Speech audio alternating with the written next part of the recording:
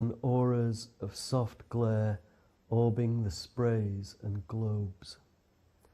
A promise made and kept for life, that was your gift, because of which here is a gift in return, glove-worked to some, each shining bonnet guarded by stern, lance-like leaves.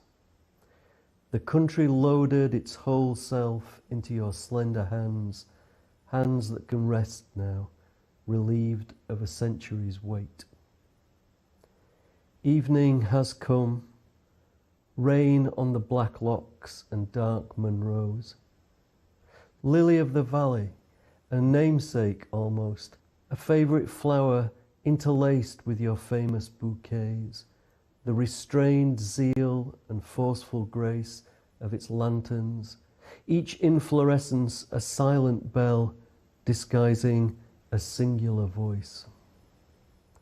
A blurred new day breaks uncrowned on remote peaks and public parks, and everything turns on these luminous petals and deep roots, this lily that thrives between spires and trees, whose brightness holds and glows beyond the life and border of its bloom.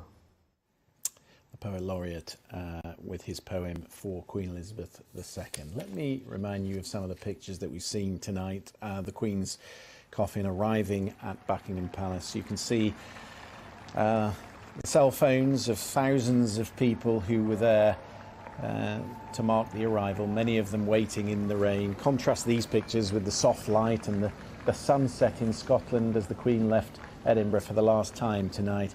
But as she arrived in Buckingham Palace, at the gates of Buckingham Palace tonight, the rain was steadily falling.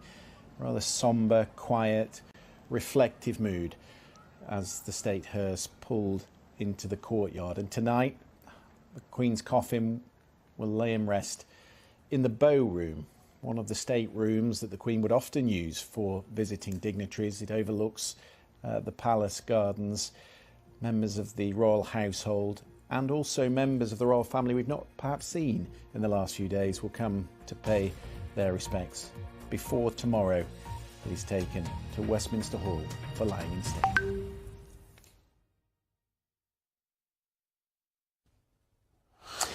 Hello there. Contrasting weather today across the UK. For many parts, it was a case of blue skies and sunshine. That was the scene in Cumbria earlier on. But further south, that's where we had the cloudier skies, the cooler weather, and actually also some outbreaks of rain. That rain has been quite heavy as well. So rather grey skies, lots of puddles out and about there in Kent this afternoon. Now, that rain is likely to continue through this evening and tonight, anywhere really from South Wales over towards southern parts of Suffolk, in the London area through this evening and tonight. Bear that in mind, it's going to be quite wet if you are going to be starting to queue for the lying in state. Further north though, it's a case of clear skies tonight, one or two patches of mist and fog developing, a bit more cloud coming into Northern Ireland, but turning quite chilly actually in the northeast of England, temperatures down to 7 or 8 degrees Celsius. Further south, though, we keep those milder conditions at 13 to 15 degrees. And still quite wet on Wednesday morning across the south. That rain, though, is clearing away and it'll push into the English Channel. Still the odd heavy burst for a time. By the afternoon, it'll be sunny here. Plenty of sunshine elsewhere across the UK on Wednesday. Feeling pleasant enough in the September sunshine. Temperatures in the high teens.